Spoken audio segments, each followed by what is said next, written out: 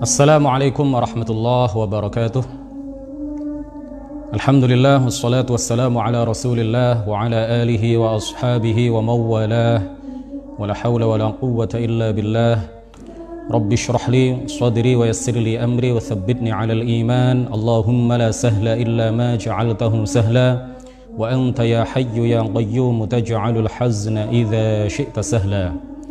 Amma ba'du. Kita awali dengan mengirim pahala bacaan surat Al-Fatihah kepada Rasulullah sallallahu alaihi wasallam, kepada arwah para nabi, para rasul, para aulia, para ulama, muallif kitab ini, ila asyrafin nabiyyin Muhammadur Rasulullah sallallahu alaihi wasallam, wa ila arwahi ikhwanihi minal anbiya'i wal mursalin was sahabati wat tabi'in wal awliya'i shalihin wal ulama'il 'amilin wal malaikatil muqarrabin wal jami'il mujahidin fi sabili rabbil alamin wal musannifin al mukhlisin, khususan ila muallifi hadzal kitab, lahumul fatihah.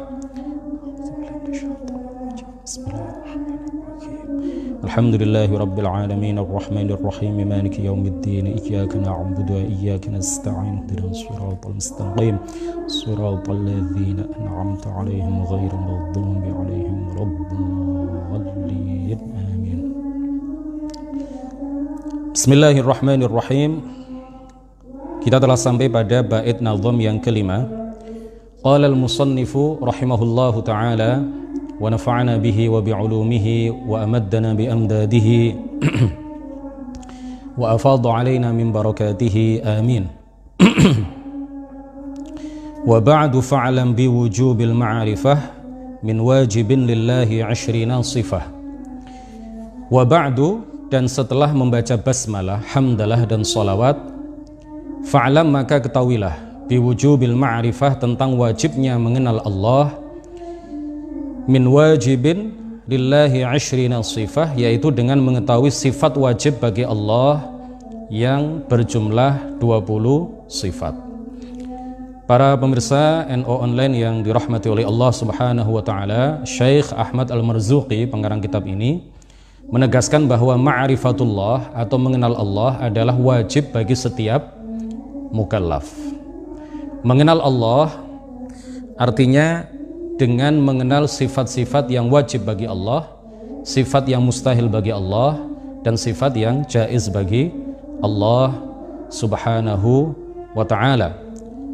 Jadi mengenal Allah itu bukan dengan mengetahui hakikat Allah secara menyeluruh, karena hakikat Allah tidaklah diketahui kecuali oleh Allah Subhanahu wa ta'ala. Oleh karena itulah Al-Imam Ahmad Ar-Rifai rahimahullah, seorang wali besar pendiri Thariqat Rifaiyah yang hidup satu zaman dengan Syekh Abdul Qadir Al-Jilani, pendiri Thariqat Qadiriyah, beliau Syekh Ahmad Ar-Rifai Al-Kabir mengatakan, ghayatul ma'rifati billahi al-iqanu biwujudihi ta'ala bila kaifin wala makan.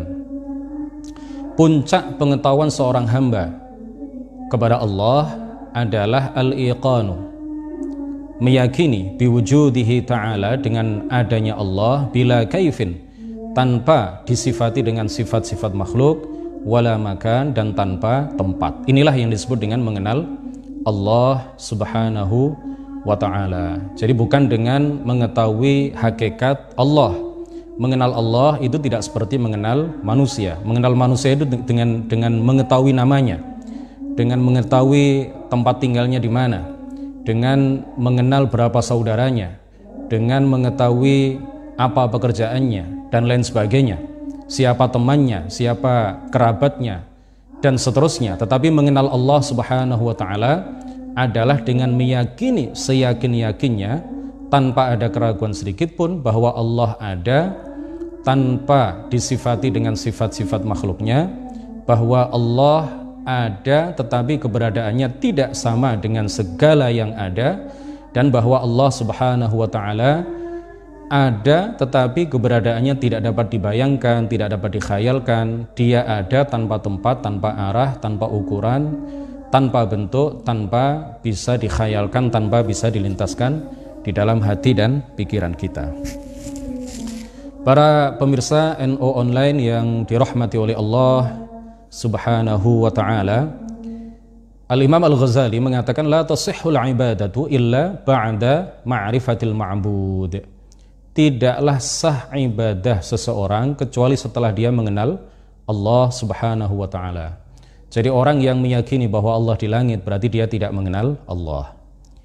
Orang yang meyakini bahwa Allah memiliki bentuk, maka dia tidak mengenal Allah. Orang yang meyakini bahwa Allah itu berada di atas, atau meyakini bahwa Allah duduk di atas arsy, atau dia meyakini bahwa Allah adalah zat yang bentuknya besar, saking besarnya sampai kita tidak bisa melihatnya, maka orang yang meyakini keyakinan-keyakinan seperti itu, maka itu artinya dia tidak mengenal Allah Subhanahu wa ta'ala. Berarti keyakinannya rusak, tidak sejalan dengan apa yang diajarkan oleh ulama, apa yang diajarkan oleh para ulama melalui Al-Quran dan hadis. Kemudian jauh sebelumnya, Sayyiduna Abu Bakrin As-Siddiq radhiyallahu anhu, beliau mengatakan al-ajzu an darakil idraki idraku wal bahthu an dhatihi kufrun wa isyraku. Al-ajzu an darakil idraki idraku, jika engkau merasa lemah, merasa tidak mampu untuk menjangkau hakikat Allah, itulah yang disebut dengan mengenal Allah. Jika kita merasa lemah, diri kita merasa lemah, memiliki keterbatasan, dan kita ini tidak bisa menjangkau hakikat Allah Subhanahu wa ta'ala, itulah yang disebut dengan mengenal Allah. Wal bahthu an dhatihi kufrun wa isyraku, dan mencari-cari kemudian sampai pada kesimpulan bahwa Allah Subhanahu wa ta'ala sama dengan makhluk, bahwa Allah Subhanahu wa ta'ala bisa dibayangkan, bahwa Allah Subhanahu wa ta'ala bisa dikhayalkan, maka itu adalah kufrun wa isyraku, itu adalah kekufuran dan syirik. Jadi itu disebut oleh Sayyiduna Abu Bakar sebagai apa? Bentuk kemusyrikan. Sebagaimana kita tahu bahwa syirik itu adalah menyembah selain Allah. Kenapa orang yang meyakini Allah sama dengan makhluk itu kemudian disebut musyrik oleh Sayyiduna Abu Bakrin As-Siddiq radhiyallahu anhu? Karena pada hakikatnya orang yang meyakini bahwa Allah berada di langit, atau bahwa Allah itu seperti cahaya, atau bahwa Allah Subhanahu wa ta'ala duduk di atas arsy, itu pada hakikatnya yang dia sembah itu bukanlah Allah, karena Allah tidak seperti itu. Yang dia sembah adalah selain Allah. Yang dia sembah adalah benda yang dia bayangkan dan dia yakini sebagai Allah Subhanahu wa ta'ala. Dia meyakini Allah itu, seperti yang dia bayangkan dalam alam pikirannya, padahal Allah tidak bersifat dengan apa yang dia bayangkan dalam pikirannya. Berarti sejatinya kalau dia memang menyembah zat yang dia bayangkan sebagai benda yang duduk di atas arsy, atau dia bayangkan sebagai sebuah cahaya yang terang benderang yang memenuhi langit dan bumi, maka sejatinya yang dia sembah, yang dia ibadahi itu bukanlah Allah Subhanahu wa ta'ala, tetapi yang dia sembah, yang dia ibadahi adalah sesuatu yang lain, yang bukan Allah Subhanahu wa ta'ala. Berarti dia telah menyembah sesuatu selain Allah. Oleh karena itu ini juga disebut sebagai bentuk kemusyrikan, menyembah atau menyekutukan Allah Subhanahu wa ta'ala. Kemudian Al-Imam Abul Hasan Al-Asy'ari radhiyallahu anhu, beliau mengatakan awwalu ma yajibu 'alal 'abdi al-'ilmu billah wa rasulihi wa dinihi. Kewajiban pertama bagi seorang hamba, kewajiban pertama bagi seseorang adalah mengenal Allah, mengenal Rasulnya dan agamanya. Jadi mengenal Allah sekali lagi itu bukan dengan mengetahui hakikat Allah secara menyeluruh, tetapi yang dimaksud dengan mengenal Allah itu adalah dengan mengetahui sifat-sifat yang wajib baginya, sifat-sifat yang mustahil baginya, dan sifat jaiz bagi Allah Subhanahu wa ta'ala. Jumhur ulama Asy'ariyah yang mutaqaddimin, sebagian besar ulama Asy'ariyah yang mutaqaddimin, ya, yang di masa-masa awal, itu mereka berpendapat bahwa sifat wajib bagi Allah itu berjumlah 13 sifat. Sifat wajib bagi Allah menurut jumhur al-Asy'ariyah al-mutaqaddimin itu berjumlah berapa? 13. Sedangkan menurut Al-Baqillani dan banyak sekali ulama Asy'ariyah yang mutaakhirin dan juga didukung oleh para ulama Malikiyah, para ulama yang mengikuti mazhab Al-Imam Malik bin Anas radhiyallahu anhu, mereka berpendapat bahwa sifat wajib bagi Allah itu berjumlah 20. Dan inilah yang kemudian diikuti oleh mayoritas umat Islam di Indonesia. Mereka mengatakan, para kiai mengajarkan kepada kita ketika kita mondok di pesantren dulu ya, bahwa sifat wajib bagi Allah itu jumlahnya adalah 20 sifat.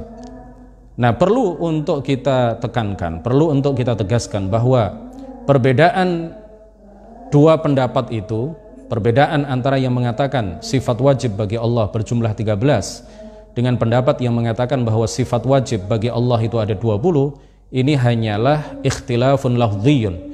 Ini hanyalah perbedaan secara lafadz saja, perbedaan pengungkapan saja, tetapi secara substansial ya, kalau kita tahqiq betul, itu sebenarnya tidak ada perbedaan. Secara substansial itu mereka tidak berbeda pendapat. Kenapa? Karena 7 sifat yang terakhir ya, 7 sifat yang ma'nawiyah, kaunuhu qadiran, kaunuhu muridan, aliman, hayyan, sami'an, basiran, mutakallima, itu sejatinya sudah tercakup di dalam ya, sudah terkandung di dalam 7 sifat ma'ani, yaitu qudrah, iradah, ilm, hayah, sama', basar, kalam. Jadi ini hanya perbedaan secara pengungkapan saja, perbedaan lafzi, perbedaan secara pelafalan saja ya. Satu pendapat mengatakan ada 20 karena menghitung 7 sifat ma'nawiyah itu sebagai sifat-sifat yang berbeda ya, dari 13 sifat yang sebelumnya. Tetapi pendapat yang mengatakan ada 13 itu sejatinya mereka tidak berbeda pendapat dengan pendapat yang pertama, karena menurut mereka 7 sifat ma'nawiyah yang terakhir itu sudah tercakup dan terkandung di dalam 7 sifat ma'ani yang disebutkan sebelumnya. Nah, para ulama mewajibkan setiap muslim yang sudah mukallaf untuk mengetahui 20 sifat yang wajib bagi Allah. Kenapa? Karena yang pertama, alasan yang pertama, 20 sifat tersebut atau 13 sifat tersebut telah disebutkan oleh Al-Quran dan hadis secara berulang-ulang, baik secara lafal maupun secara makna. Karena ke-20 sifat itu atau ke-13 sifat itu dijelaskan dan disebutkan di dalam Al-Quran dan hadis secara berulang-ulang dan baik lafaz maupun maknanya, maka para ulama mengatakan 13 sifat wajib bagi Allah atau 20 sifat wajib bagi Allah itu wajib diketahui oleh setiap orang yang sudah mukallaf. Kemudian alasan yang kedua, karena 20 sifat atau 13 sifat itu dapat diketahui dengan akal. Jadi seseorang yang menggunakan akal sehatnya, dia akan meyakini dan mengetahui bahwa Allah bersifat dengan sifat wujud. Allah sebagai Tuhan yang wajib disembah pasti memiliki sifat ada, pasti memiliki sifat qidam ya, tidak memiliki permulaan, pasti memiliki sifat baqa, tidak memiliki akhir, pasti memiliki sifat qiyamuhu binafsihi, berbeda dengan tidak membutuhkan kepada yang lain, pasti memiliki sifat mukhalafatuhu lil hawadits, pasti memiliki sifat berbeda dengan segala sesuatu. Jadi 13 sifat atau 20 sifat yang wajib bagi Allah tersebut itu adalah syarat-syarat ketuhanan. Tidak mungkin ada Tuhan ya, tidak mungkin Tuhan yang wajib disembah itu tidak bersifat dengan salah satu dari 13 sifat atau salah satu dari 20 sifat tersebut. Jadi diwajibkannya mengetahui 20 sifat wajib bagi Allah itu bukan berarti para ulama membatasi sifat Allah hanya 13 atau membatasi sifat Allah itu hanya 20, tidak. Sebagaimana tuduhan orang-orang Wahabi. Jadi orang-orang Wahabi itu menuduh para ulama Asy'ariyah atau para ulama Maturidiyah, ya, para ulama ahli sunnati wal jamaah, mereka membatasi sifat Allah itu hanya 13 atau hanya 20, atau dalam pendapat Maturidiyah ada 14. Nah, ini nanti kapan-kapan kita ulas perbedaan pendapat antara Asy'ariyah dengan Maturidiyah. Jadi sekali lagi, para ulama ahli sunnati wal jamaah sama sekali tidak membatasi sifat Allah. Para ulama tetap mengatakan bahwa sifat-sifat Allah yang menunjukkan kesempurnaan bagi zatnya itu tidak terbatas. Tidak terbatas. Tidak hanya 13, tidak hanya 20, tidak hanya 99, tidak hanya sekian, tetapi mereka mengatakan bahwa seluruh sifat yang menunjukkan kesempurnaan bagi Allah Subhanahu wa taala, maka itu semuanya adalah sifat-sifat Allah. Jadi sifat-sifat Allah itu tidak terbatas.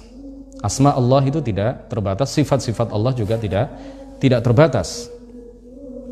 Jadi menjadi jelas di sini bahwa para ulama sejatinya tidak membatasi sifat Allah menjadi 20 atau menjadi 13. Para pemirsa NO Online yang dirahmati oleh Allah Subhanahu wa taala, tadi sudah kita singgung bahwa yang wajib mengetahui sifat 13 atau sifat 20 bagi Allah Subhanahu wa taala adalah seseorang yang sudah mukallaf.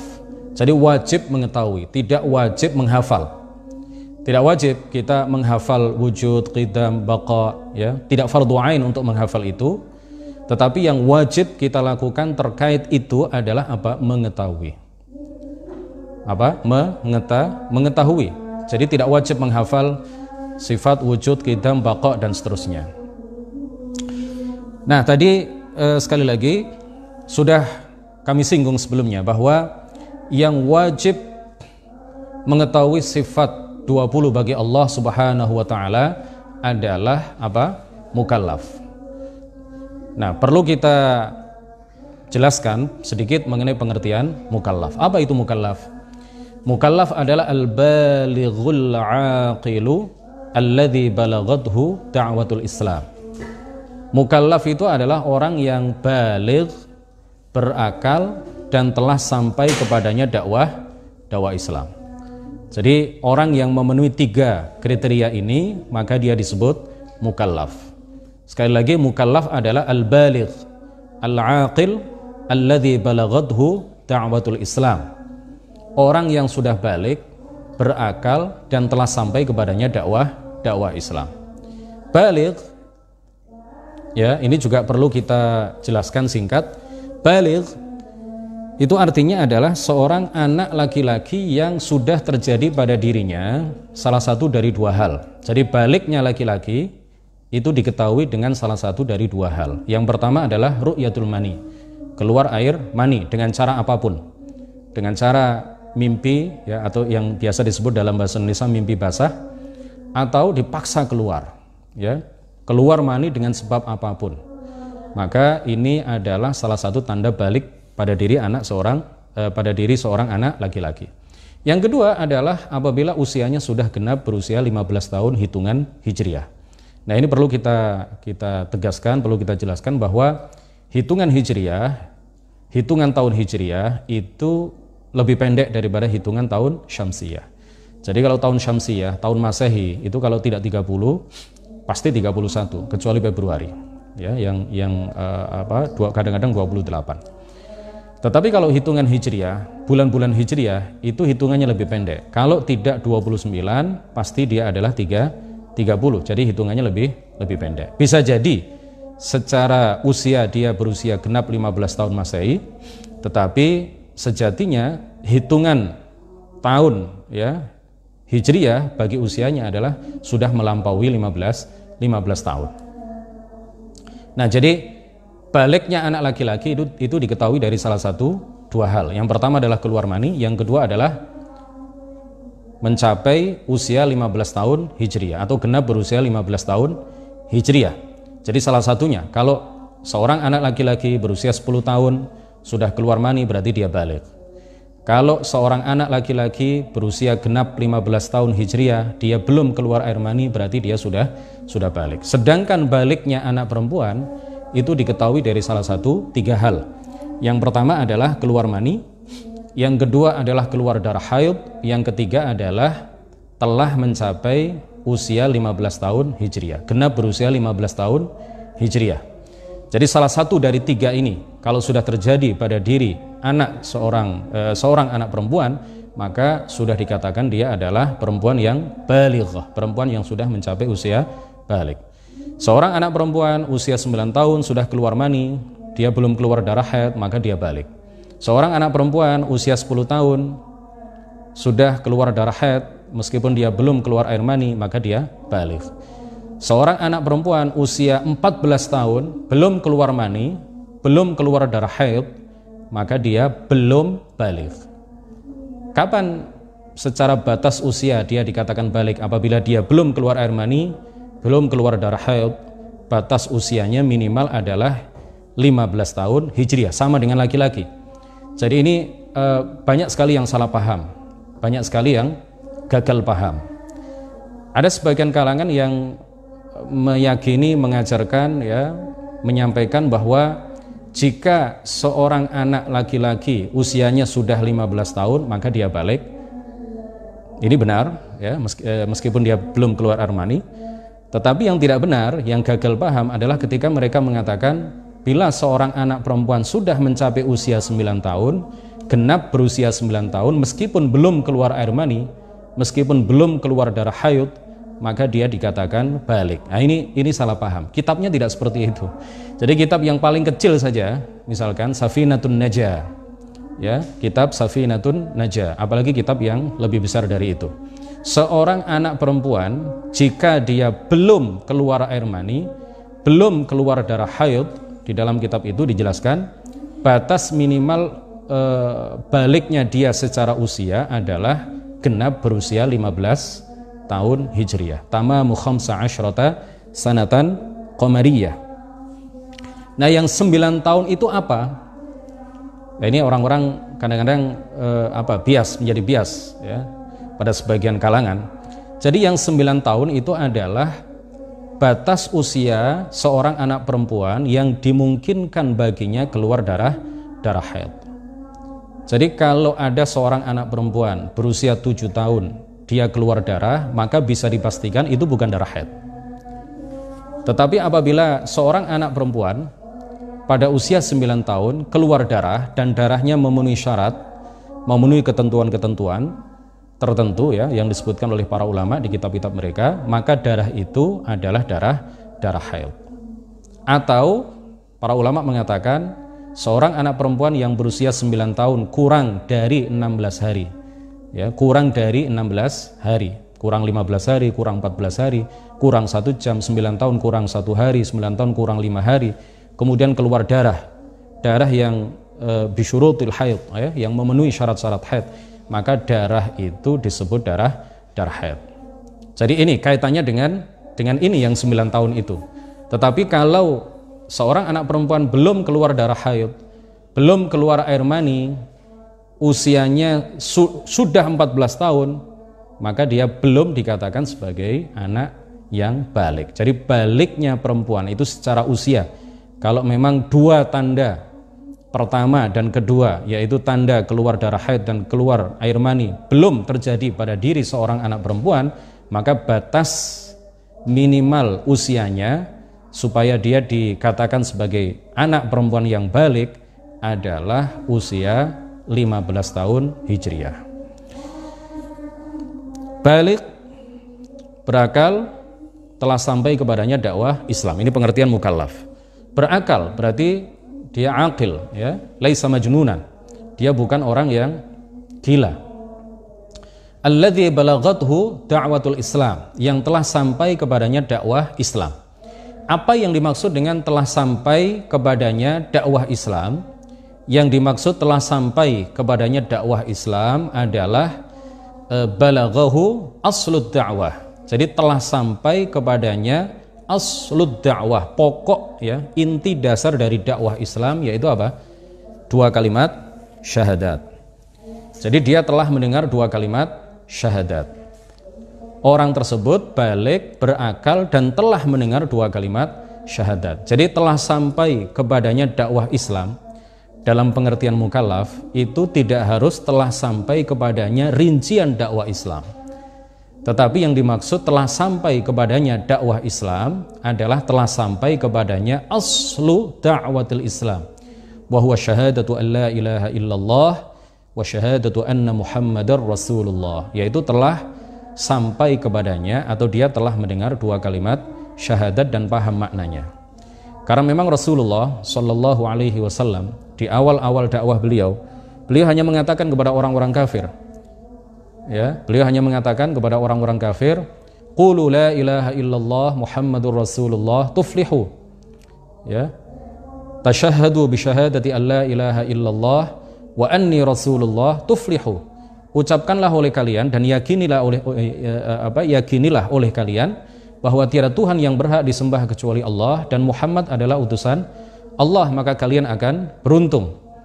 Nah, ketika mereka tidak mau masuk ke dalam agama Islam, kemudian ingkar kepada Allah dan Rasulnya, maka setelah Rasulullah Shallallahu Alaihi Wasallam mendapatkan izin untuk melakukan dakwah secara terang-terangan dan mendapatkan izin untuk memerangi orang-orang yang ingkar kepada beliau, mereka yang hanya diserukan oleh Rasulullah kepada mereka untuk meyakini bahwa tiada Tuhan yang berhak disembah kecuali Allah dan Muhammad adalah utusan Allah, kemudian diperangi oleh Rasulullah Shallallahu Alaihi Wasallam. Ini menunjukkan bahwa mukallaf itu adalah orang yang balik, berakal dan telah mendengar aslu da'watil Islam. Laisa syartan an yablughahu tafasilu da'watil Islam. Jadi kriteria yang ketiga dari mukallaf itu yang dimaksud telah sampai kepadanya dakwah Islam. Sekali lagi ini saya untuk menekankan bahwa yang dimaksud adalah telah sampai kepadanya atau dia telah mendengar dua kalimat syahadat. Tidak harus mendengar rincian dakwah Islam supaya disebut sebagai mukallaf. Nah, mukallaf itu kalau dia kafir, maka kewajiban dia 3. Kalau mukallaf itu muslim, maka kewajibannya 2. Mukallaf kalau kafir, maka yang dia wajib lakukan yang pertama adalah masuk Islam. Yang kedua adalah menjaga keislamannya sampai dia mati. Yang ketiga, melakukan syariat Islam, melaksanakan semua kewajiban dan meninggalkan semua yang diharamkan. Sedangkan seorang mukallaf yang sudah muslim, maka yang wajib dia lakukan adalah 2. Yang pertama adalah menjaga keislamannya sampai mati. Yang kedua adalah melaksanakan semua kewajiban dan meninggalkan semua yang diharamkan. Artinya dia mengamalkan syariat Islam. Nah, orang yang tidak memenuhi salah satu dari 3 kriteria seperti yang saya sebutkan tadi, maka dia bukan mukallaf. Orang yang balik, berakal, tapi belum pernah mendengar 2 kalimat syahadat, belum sampai kepadanya dakwah Islam. Dia hidup di daerah pedalaman, tidak ada kiai yang mengadakan ta'lim di sana, tidak ada lantunan suara azan di sana, tidak ada orang yang mengajarkan ilmu agama kepada mereka. Orang-orang yang ada di daerah pedalaman, orang-orang yang berada di tengah hutan misalkan, hidupnya jauh dari perkotaan, jauh dari pedesaan, jauh dari masyarakat pada umumnya, mereka sama sekali memang betul-betul tidak pernah mendengar 2 kalimat syahadat, maka mereka bukan mukallaf. Ya, jadi mukallaf itu artinya adalah orang yang dibebankan kepadanya untuk beriman. Kalau tidak beriman, dia sudah mukallaf, mati dalam keadaan tidak beriman kepada Allah dan Rasulnya, maka di akhirat dia masuk neraka selama-lamanya. Sedangkan orang yang tidak memenuhi salah satu dari 3 kriteria sebagai mukallaf, maka dia bukanlah orang yang dibebankan kepadanya untuk beriman. Dia bukanlah orang yang dibebankan kepadanya untuk menjalankan syariat Islam. Jadi kalau ada orang yang balik, berakal, tetapi tidak pernah mendengar 2 kalimat syahadat, dan dia mati dalam keadaan tidak beragama Islam, maka di akhirat tidak ada pertanggungjawaban baginya. Tapi ini ada khilaf ya. Ini menurut sebagian besar ulama seperti ini. Khilafnya insya Allah akan kita jelaskan pada pertemuan berikutnya. Tetapi jumhur ulama mengatakan bahwa orang yang tidak mukallaf, ya, balik berakal tetapi tidak pernah mendengar 2 kalimat syahadat, kemudian dia mati dalam keadaan tidak beragama Islam, maka di akhirat dia tidak dimintai pertanggungjawaban. Artinya apa? Dia tetap masuk ke dalam surga. Karena dia bukan mukallaf. Kenapa dia bukan mukallaf? Karena tidak sampai kepadanya aslu da'watil Islam. Dia tidak pernah mendengar 2 kalimat syahadat. Begitu juga orang yang mendengar 2 kalimat syahadat, dia berakal tetapi mati dalam keadaan belum balik, usia 5 tahun. Dia sering diajak ayahnya ke gereja misalkan.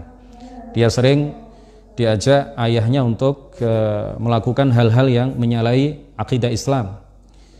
Lalu dia mati dalam keadaan tidak beragama Islam, tapi dia belum balik, maka di akhirat tidak ada pertanggungjawaban bagi dia. Dia tetap masuk ke dalam surga. Kenapa? Karena dia bukan mukallaf. Kenapa dia bukan mukallaf? Karena dia mati sebelum balik. Begitu juga orang yang gila sebelum dia balik, kemudian gilanya berlanjut sampai usia 20 tahun misalkan, kemudian dia mati dalam keadaan tidak beragama Islam, maka orang yang seperti ini juga tidak disebut mukallaf. Oleh karena itu di akhirat tidak ada pertanggungjawaban bagi dia. Dia tetap masuk ke dalam surga. Berbeda dengan orang yang sudah balik kemudian kafir, ya, tidak beriman kepada Allah dan Rasulnya selama 3 tahun misalkan, terhitung sejak dia balik, dia kafir selama 3 tahun, setelah itu mati. Setelah itu apa? Gila misalkan. Setelah itu gila. Setelah gila 2 tahun lalu mati. Mati dalam keadaan apa? Pernah kufur kepada Allah Subhanahu wa taala dalam keadaan tidak gila, ya. Sebelum gilanya dia sudah balik, sudah mendengar 2 kalimat syahadat, berakal, tetapi setelah itu gila dan mati dalam keadaan gila. Maka orang yang seperti ini dimintai pertanggungjawaban di akhirat, berarti dia akan masuk neraka selama-lamanya. Nah, tadi dakwah Islam itu yang dimaksud adalah aslu da'watil Islam, yaitu 2 kalimat syahadat. Oleh karena itu orang yang balik, berakal, hidup di daerah pedalaman, lalu dia jalan-jalan ke perkotaan misalkan, lalu mendengar suara azan. Di dalam lantunan suara azan dia mendengar 2 kalimat syahadat dan dia paham maknanya, maka orang tersebut saat itu dia sudah menjadi mukallaf. Berarti saat itu dia sudah menjadi balik, berakal, dan telah sampai kepadanya dakwah Islam. Wajib dia masuk Islam.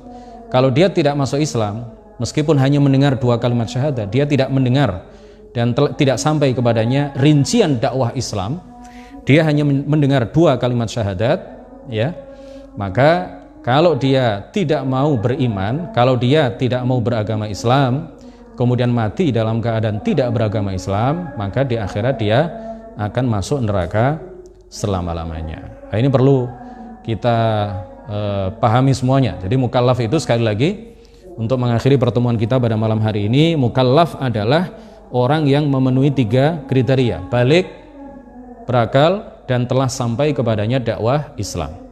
Balik sudah kita jelaskan artinya, berakal juga sudah kita jelaskan maksudnya.